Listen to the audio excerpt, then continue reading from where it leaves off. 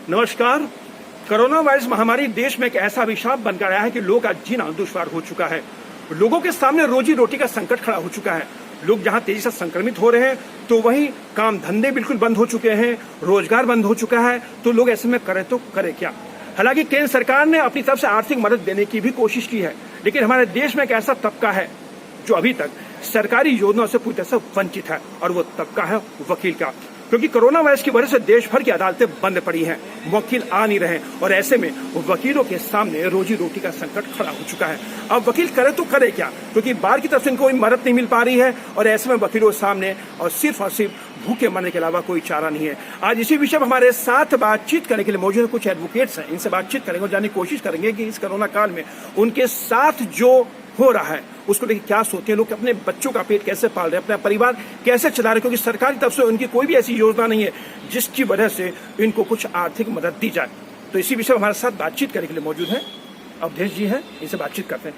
अवधेश जी, क्या कहें इस कोरोना काल में जो वकीलों के ऊपर जो आर्थिक स्थिति बहुत ज्यादा डमाडोल हो चुकी है, उनके सामने रोजी रोटी का संकट खड़ा हो चुका है। कुछ ऐसी तस्वीरें भी हमारे सामने आई हैं जिसमें वकील जो है ई रिक्शा तक चला रहे हैं। इसको लेकर क्या कहेंगे आप? इसको लेकर के कहना ये है कि कोरोना लगता है कि वकील के सामने एक जम की तरह खड़ा हो गया है। वह जम है कि एक वकील को वो जान ले लेगा। स्थिति यह है कि कोरोना कब तक रहेगा, कब तक ना रहेगा, ये कोई नहीं बता सकता है। आज 225 देश इस दुनिया में है। किसी देश ने अभी तक यह दावा नहीं किया है कि कोरोना का बहुत नज़दीक में मैं कोई दवा निकाल दूंगा, इस वायरस को ख़त्म करने के लिए किस भी ढंग का क्या हम उपाय कर रहे हैं। कोई भी देश इस बात को नहीं कह रहा है। कोरोना अगर 5 साल रहेगा तो वकील कहाँ जाएगा? कोरोना अगर 6 महीना रहेगा तो वकील कहाँ जाएगा?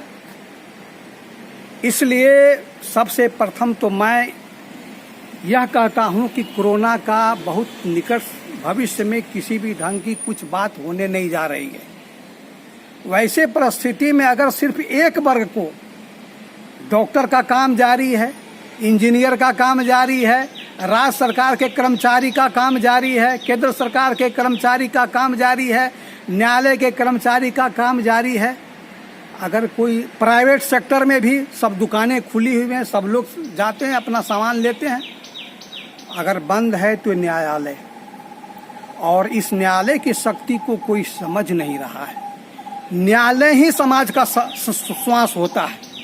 अगर न्यायालय को आप बंद कर देंगे तो समाज का सांस स्वतः समाप्त हो जाएगा और समाज में अराजकता फैल जाएगी। आज कोई किसी भी ढंग की कुछ घटनाएं हो जाती, कोई केस करने को हिम्मत नहीं करता है, इसलिए कि जानता है कोर्ट बंद है, मैं जाऊं तो कहाँ जाऊं, ये परिस्थिति में है।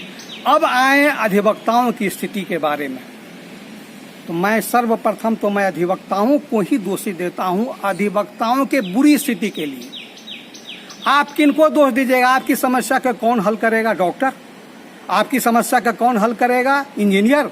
आपकी समस्या का कौन हल करेगा? दूसरे समाज के लोग? आप तो सारी समस्या का हल करते हैं। आपका हल कौन करेगा? इंग्लैंड से जो राजशाही थी उसके समाप्त करने में आपका बहुत बड़ा योगदान अधिवक्ताओं का रहा है, और मैं इस बात को विश्वास दिलाता हूं कि आप 1952 का संसद सदस्य के रूप में आप देखिए, जो हमको पेपर पत्रिकाओं से मालूम हुआ है, उस समय आधा से ज़्यादा जो संसद सदस्य थे वो अधिवक्तागण थे। उस समय देश का प्रधानमंत्री अधिवक्ता, देश का राष्ट्रपति अधिवक्ता, देश के जो मुख्य नेता महात्मा गांधी जी वो अधिवक्ता, और वो अधिवक्ता आज अपनी ही समस्याओं को लेकर के अपने ही दिमाग में रख करके अगर घर में बैठा हुआ है तो इसमें दोष कौन है? दोषी कौन है? इसलिए अधिवक्ताओं को मैं पहले कहता हूं कि आप अपनी सारी दुनिया को आपने सुधारा, आप देश के, आप समाज के सारी कुरीतियों को आप साफ करते हैं। न्यायालय क्या है? वो तो कुरीतियों का साफ करने का एक जगह है जहां पर आप काम करते हैं। आपके साथ अगर कुरीतियां हो रही तो आपका कौन साफ करेगा? आप किसी अगर दूसरे पर आश्रय करते हैं तो वो गलत है, एकदम सरासरी गलत है। आपने कभी भी हमारे नरेंद्र मोदी प्रधानमंत्री के सामने इस ढंग की बात आपने नहीं रखी। वो 81 करोड़ को अगर भोजन दे सकते हैं तो 20 लाख और 30 लाख अधिवक्ताओं को भोजन नहीं दे सकते हैं। और आप अगर वो भोजन भी देंगे तो 30 लाख अधिवक्ता लाइन में खड़ा नहीं होगा, क्योंकि वही लोग खड़ा होगा जिनको फूडिंग एंड लॉजिंग की समस्या है। लेकिन ये समस्याएं आप वहां तक पहुंचा नहीं रहे, इसलिए नहीं पहुंचा रहे हैं। और इसलिए मैं मानता हूं कि अगर वो 81 करोड़ जनता को राशन देने के लिए नवंबर तक तैयार है तो अधिवक्ताओं को क्यों नहीं, 10-20 लाख अधिवक्ताओं को क्यों नहीं देंगे? आप कम से कम तो कहिए कि दिल्ली के अधिवक्ताओं या और भी जगह के अधिवक्ताओं की स्थिति ऐसी है, फूडिंग एंड लॉजिंग का सबसे बड़ी आवश्यकता अधिवक्ताओं के सामने है। तो फूडिंग एंड लॉजिंग के कुछ पैसे दे दीजिए, कुछ पैसे के कम से कम दिसंबर तक का व्यवस्था दीजिए। और लॉजिंग की व्यवस्था, लॉजिंग अगर 81 करोड़ के जनता को मिल रही है तो 10-20 लाख अधिवक्ताओं को नहीं मिलेगी। आप असली है कि मैं अपनी समस्याओं को न्यायालय के सामने और अपनी समस्याओं को हम संसद में उचित तरीके से नहीं रख रहे हैं, और आज तक नहीं रखा। इसलिए कांग्रेस के शासन में भी आप देखें कि जितने भी लॉ मिनिस्टर हुए हैं सब अधिवक्ताओं के सर, मेरा सवाल यही है कि भी आपने अच्छी बात कही कि हमारे देश के अंदर अधिवक्ताओं जो है शीर्ष पद पे भी रहे हैं, और अभी भी जो आपके लॉ मिनिस्टर हैं वो खुद भी अधिवक्ता हैं। लेकिन सर, जो आपके तमाम जो कोर्ट्स हैं, अगर पटियाला हाउस कोर्ट की बात करें, 30 सारी कोर्ट की बात करें, करकुरमा कोर्ट की बात करें, सब जगह अपनी अलग अलग बार है। तो बार का भी दायित्व तो बनता है कि जब आप इलेक्शन लड़ते हैं, लोगों से वोट लेते हैं, लोगों के हित की बात करते हैं, तो अधिवक्ताओं के हित की बात आप क्यों नहीं सोचते कि अभी जो लॉकडाउन है लंबा चलेगा, क्योंकि ये भी कोरोना वायरस अभी खत्म होने वाला नहीं है। सरकार ने सब जगह आर्थिक पैकेज की घोषणा की, लेकिन अधिवक्ताओं को लेकर अभी तो कोई बात नहीं हुई है। तो कहीं ना कहीं जो बार एसोसिएशन है आपकी, उनका भी कुछ कर्तव्य बन जाता है कि वो अपनी बात सरकार तक ले जाए। वही बात तो हम आपको भी कहा कि अधिवक्ताओं की समस्या को कौन देखेगा? समाज का कोई दूसरा वर्ग आपकी समस्या को हल करने नहीं जा रही है, इसलिए कि आपकी पहुंच संसद से लेकर के न्यायपालिका तक आपकी पहुंच है, वहां डेली आप काम करते हैं, आप अपनी बात को वहां पहुंचा नहीं रहे हैं। आप जब तक होता क्या है, अधिवक्ताओं का 3-4 स्तर है सर, इस चीज को आप जानिए। पहला स्तर है कि जब वह वकालत शुरू करता है तो उसकी स्थिति 4th ग्रेड कर्मचारी से भी बदतर होती है। 1 रुपया एक चाय के लिए लालायित रहता है अगर वह अच्छे घर के नहीं है तो। अगर वह स्थिति अपनी अच्छी की 4th ग्रेड के लायक कमाना शुरू किया, फिर 2nd क्लास 3rd ग्रेड के लिए कमाना शुरू किया, फिर उसके बाद 1st क्लास अफसर की तरह कमाना शुरू किया। और कुछ अधिवक्ताओं की तो आमदनी इतनी है कि जितना भारत के राष्ट्रपति और प्रधानमंत्री को नहीं है, और वही लोग शीर्ष पर पहुंचते, वही लोग नेता बनते हैं, वो छोटे तबके की ओर नीचे की ओर ताकते नहीं है। अधिवक्ताओं की जो हालत, उनके सामने रोजी रोटी का जो संकट खड़ा हो गया, कोई ठेले पे सब्जी लगा रहा है, कोई ई रिक्शा चला रहा है, तो ऐसे के लिए आप किसको दोषी मानते हैं? मैं सबसे पहले अगर किसी को दोषी मानूंगा तो मैं सक्षम हूं, अधिवक्ता सक्षम है। जब वह देश से इंग्लैंड को भगा सकता है तो अपनी समस्याओं को हल नहीं कर सकता है। आप 70-72 बरस हो गए, आप समस्या को हल नहीं किया किसी भी ढंग से। अधिवक्ताओं को सुविधा दिलाने में अधिवक्ता ने कोई नहीं काम किया। मैं सरकार से ज्यादा अगर किसी को दोष दूंगा तो अधिवक्ता समाज को दूंगा। अधिवक्ता समाज जिस दिन जागृत हो जाएगा, मुझे विश्वास है कि जिस दिन अधिवक्ता समाज जागृत हो जाएगा, जिस दिन अधिवक्ता के जो राजनेता बने हुए हैं, अगर वो लोग जागरूक होकर काम करेंगे तो मुझे विश्वास है कि ये प्रधानमंत्री, जिसको देश के लिए काम के अलावा कोई काम नहीं है, वो प्रधानमंत्री अवश्य आपकी बात को सुनेगा। कह सकते हैं कि अधिवक्ताओं का एक ऐसा तबका है जिनके पास पैसे की कमी नहीं है, जिनमें केस की कमी नहीं है, लेकिन एक तबका ऐसा भी है जो आज रोजी रोटी के लिए तरस रहा है। लेकिन सर, बात करें सरकार की, अगर सरकार की नीति की बात करें तो सरकार को इस तरफ ध्यान नहीं देना चाहिए।